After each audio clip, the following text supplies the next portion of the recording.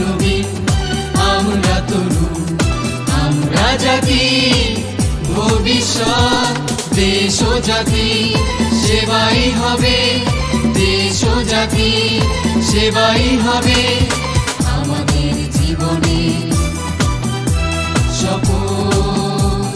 শিক্ষা, নৈতিকতা, মানবতা, দেশপ্রেম আমাদের চলার নীতি, আমাদের চলার নীতি।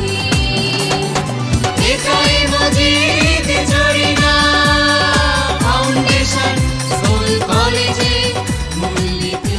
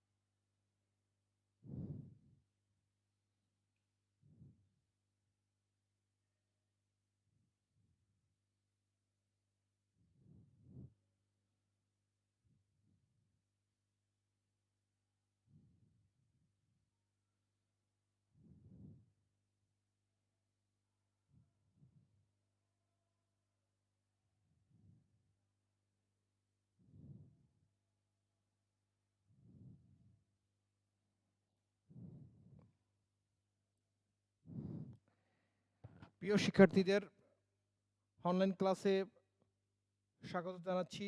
নবাগত নবম শ্রেণীর মানবিক শাখার শিক্ষার্থীদের। প্রিয় শিক্ষার্থীরা, তোমরা 2021 শিক্ষাবর্ষের নবম শ্রেণীর নতুন শিক্ষার্থী। আজকে তোমাদের অর্থনীতি বিষয়ের নতুন ক্লাস। তোমরা যেহেতু শিক্ষাবর্ষ নতুন, শাখা তোমাদের নতুন এবং অনলাইন ক্লাসও তোমাদের নতুন, সাবজেক্টটা হচ্ছে তোমাদের নতুন সাবজেক্ট। এই জন্য তোমাদের অর্থনীতি বিষয়টা নিয়ে তোমাদের মনে কনফিউশন কাজ করতে পারে যে এটা কঠিন সাবজেক্ট, এটা পড়তে পারবো কি না, এটা ভেজাল ইত্যাদি ইত্যাদি তোমাদের মনের মধ্যে জাগতে পারে। আমি তোমাদের ধারণাকে ভুল প্রমাণ করে দিয়ে আমি তোমাদের বিষয় সম্পর্কে বলতেছি যে অর্থনীতি সাবজেক্টটা খুবই ইন্টারেস্টিং একটা সাবজেক্ট, গুরুত্বপূর্ণ সাবজেক্ট। ভয় পাওয়ার কোনো কিছু নেই। তোমরা নিয়মিত পড়াশোনা করলেই সাবজেক্টটা তোমাদের জন্য সহজ হয়ে যাবে। আমি রিপন, প্রভাষক, অর্থনীতি, মধুচন্দ্রিমা ফাউন্ডেশন স্কুল অ্যান্ড কলেজ। আজকের বিষয় অর্থনীতি, শ্রেণী নবম, অধ্যায় 1। এছাড়াও স্ক্রিনে আমার মোবাইল নাম্বার এবং ইমেল অ্যাড্রেস দেওয়া আছে।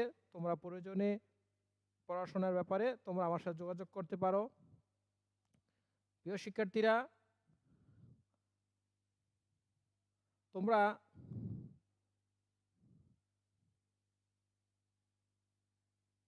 এই পাঠে আজকে আমরা যে বিষয়গুলো শিখবো সেটা হচ্ছে দুষ্প্রাপ্যতা, অসীম অভাব, বিভিন্ন অর্থনীতিবিদদের সংজ্ঞা। তো প্রিয় শিক্ষার্থীরা, প্রথমেই আমরা দুষ্প্রাপ্যতা ও অসীম অভাব এই বিষয়টি নিয়ে আলোচনা করার পূর্বে আমি তোমাদের কিছু ধারণা দিচ্ছি যে মানুষ যা চায় তা সব কিছু পায় না। মানুষের এই না পাওয়া চাওয়ার নাম হচ্ছে অভাব। মানুষের জীবনে অভাবের শেষ নাই। স্বল্প সম্পদের তুলনায় যদি অভাব অনেক বেশি থাকে তাহলে তাকে বলা হবে দুষ্প্রাপ্যতা। প্রিয় শিক্ষার্থীরা, তোমরা এই স্ক্রিনে দুষ্প্রাপ্যতা ও অভাব অসীমের কিছু টপিকস দেখতে পাচ্ছ তোমরা। তাহলে আমি অভাব বলছি যে মানুষ যা চায় তা সব কিছু পায় না। মানুষের এই না পাওয়া চাওয়ার নাম হচ্ছে অভাব। আর সীমিত সম্পদের তুলনায় যদি অভাবের পরিমাণ ব্যাপক হয় তাহলেই তাকে আমরা বলবো দুষ্প্রাপ্যতা। এই ব্যাপারে অধ্যাপক অর্থনীতিবিদ বিখ্যাত অর্থনীতিবিদ অধ্যাপক এল রবিনসন বলেন, অর্থনীতি এমন একটি বিজ্ঞান যা অসীম অভাব ও বিকল্প ব্যবহারযোগ্য দুষ্প্রাপ্য সম্পদের মধ্যে সমন্বয় সাধন সংক্রান্ত মানবীয় আচরণ বিশ্লেষণ করেন। প্রিয় শিক্ষার্থীরা, দুষ্প্রাপ্যতার জন্য মানুষ গুরুত্ব অনুযায়ী পছন্দ বা নির্বাচন করে।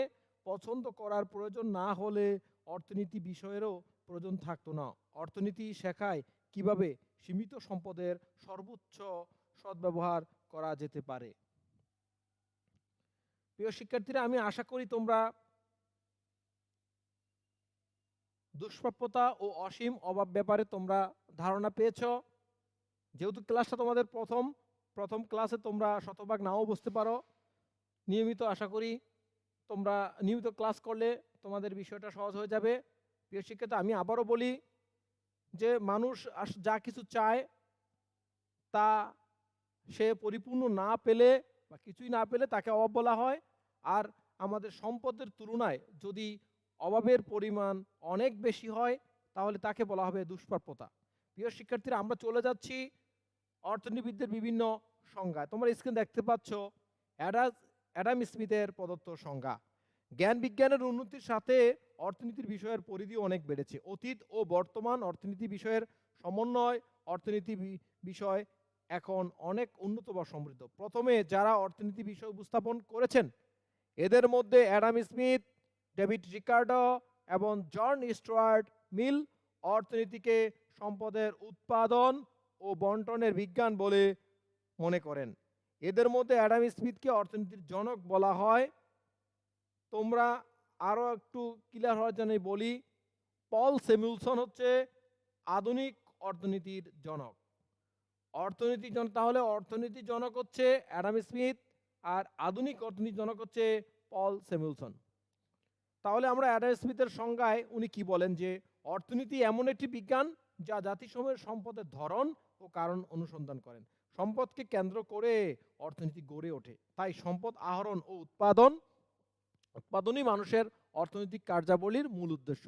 স্মিথের সংজ্ঞা দুর্বলতা হলো অর্থনীতি মানুষের অসীম অভাবকে কিভাবে সীমিত সম্পদ দিয়ে মেটাবে এই সংজ্ঞার তার উল্লেখ নেই। 2, এই সংজ্ঞায় জাতীয় সম্পদের উপর অধিক জোর দেওয়া হলেও ব্যক্তি মানুষ ও তার কাজকর্মকে অবহেলা করা হয়েছে। 3, সম্পদের আহরণের উপর গুরুত্ব দেওয়া হলেও কি উপায় সম্পদ জোগাড় করা হবে তা বলা হয়নি। এই সংজ্ঞায় সম্পদ বলতে দ্রব্য কি বোঝানো হয়েছে, কিন্তু সেবা সম্পর্কে কিছু বলা হয়নি। প্রিয় শিক্ষার্থীরা, আমরা অধ্যাপক মার্শাল কর্তৃক প্রদত্ত অর্থনীতি সংজ্ঞা নিয়ে আলোচনা করব। অধ্যাপক আলফ্রেড মার্শাল সম্পদের চেয়ে মানব কল্যাণের উপর অধিক গুরুত্ব আরোপ করেন। তিনি বলেন, অর্থনীতি মানব জীবনের সাধারণ কার্যাবলী আলোচনা করে। অর্থনীতির মূল আলোচ্য বিষয় মানুষের অর্থ উপার্জন এবং অভাব মোচনের জন্য সেই অর্থের ব্যয়। অর্থাৎ অর্থনীতির মূল উদ্দেশ্য হলো মানুষের কল্যাণ সাধন। মার্শাল শুধু মানুষের বাস্তব কল্যাণ সাধন করা নিয়েই আলোচনা করেছেন। বর্তমানে সম্পদের স্বল্পতার সমস্যাই অর্থনীতির মূল সমস্যা। মার্শালের সংজ্ঞায় মানুষের এই মৌলিক সমস্যাটি বিবেচনা করা হয়নি। প্রিয় শিক্ষার্থীরা, আমরা চলে যাব অধ্যাপক এল রবিনসন প্রদত্ত অর্থনীতির সংজ্ঞা। অধ্যাপক এল রবিনসন অর্থনীতির অনেক বেশি গ্রহণযোগ্য সংজ্ঞা প্রদান করেছেন।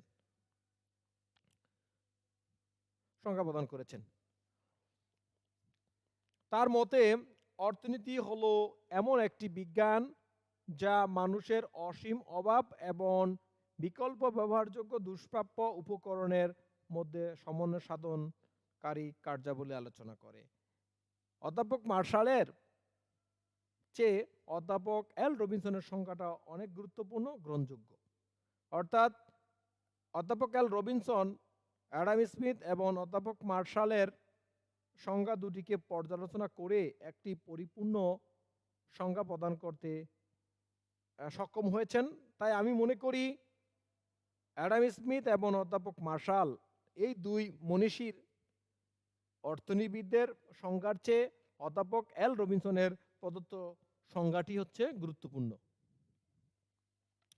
প্রিয় শিক্ষার্থীরা, অধ্যাপক এল রবিনসনের সংজ্ঞার কিছু বৈশিষ্ট্য আছে, আমি বৈশিষ্ট্যগুলো তোমাদের সামনে তুলে ধরেছি। এক, মানুষের অভাব অসীম এবং অভাবের প্রকৃতি ও পরিমাণ বিভিন্ন রকমের। দুই, অভাব পূরণকারী সম্পদ ও সময় খুবই সীমিত। তিন, অসীম অভাবকে কিভাবে সীমিত সম্পদ দ্বারা সমন্বয় সাধন করা যায় তা অর্থনীতিবিদের একটি গুরুত্বপূর্ণ আলোচনার বিষয়। চার, সম্পদের যোগান সীমিত বলে একই সম্পদ দ্বারা আমাদের বিভিন্ন অভাব পূরণের চেষ্টা করতে হয়। অভাবের অগ্রাধিকার ভিত্তিতে তা পূরণ করতে হবে। এসব কারণে এ সংখ্যাটি অধিক সুনির্দিষ্ট ও গ্রহণযোগ্য বলে মনে করা হয়। প্রিয় শিক্ষার্থীরা,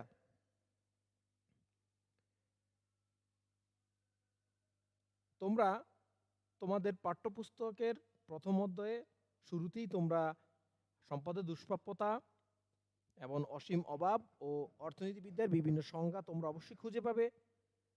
তোমরা এই অনলাইন ক্লাসের পাশাপাশি তোমাদের পাঠ্যপুস্তক বইটি যদি তোমরা অধ্যয়ন করো তাহলে তোমাদের জন্য ক্লাসের পরিপূর্ণ সার্থকতা আসবে। যদিও তোমাদের অর্থনীতি বিষয়ের প্রথম ক্লাসটি, অনলাইন ক্লাসটি তোমাদের জন্য অতটা সহজ হবে না, কারণ প্রথম ক্লাসে তোমরা পরিপূর্ণ বুঝটা তোমরা পাবে না। এজন্য তোমাদের ধারাবাহিকভাবে ক্লাস করতে হবে। আজকের প্রথম ক্লাসের পরে আরও পর্যায়ক্রমে তোমাদের অর্থনীতির উপরে ক্লাস অনলাইনে দেওয়া হবে। তোমরা ক্লাসগুলো করবে, তাহলে তোমাদের জন্য বিষয়টা পরিষ্কার হয়ে যাবে। তো প্রিয় শিক্ষার্থীরা, তোমাদেরকে এই করোনার পরিস্থিতিতে তোমাদের স্বাগত জানিয়ে ক্লাসটা আমি অনলাইন ক্লাসটা শুরু করেছিলাম। তো আমি ধন্যবাদ প্রদানের মাধ্যমে ক্লাসটা শেষ করতে যাচ্ছি। স্বাগত এবং ধন্যবাদের মাঝখানে আমি তোমাদের কিছু গুরুত্বপূর্ণ আলোচনা আমি করেছি। তোমরা অবশ্যই গুরুত্বপূর্ণ আলোচনাগুলো নোট করবে,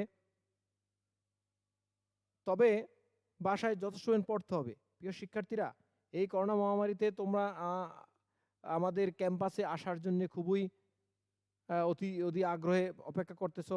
আমরা আশা করি খুব শীঘ্রই তোমরা তোমাদের প্রাণীর ক্যাম্পাসে ফিরে আসবে, আবার আমাদের সাথে তোমাদের দেখা হবে, আবার নিয়মিত সরাসরি হাজির থেকে ক্লাস করতে পারবে, আমি এই প্রত্যাশা রাখি।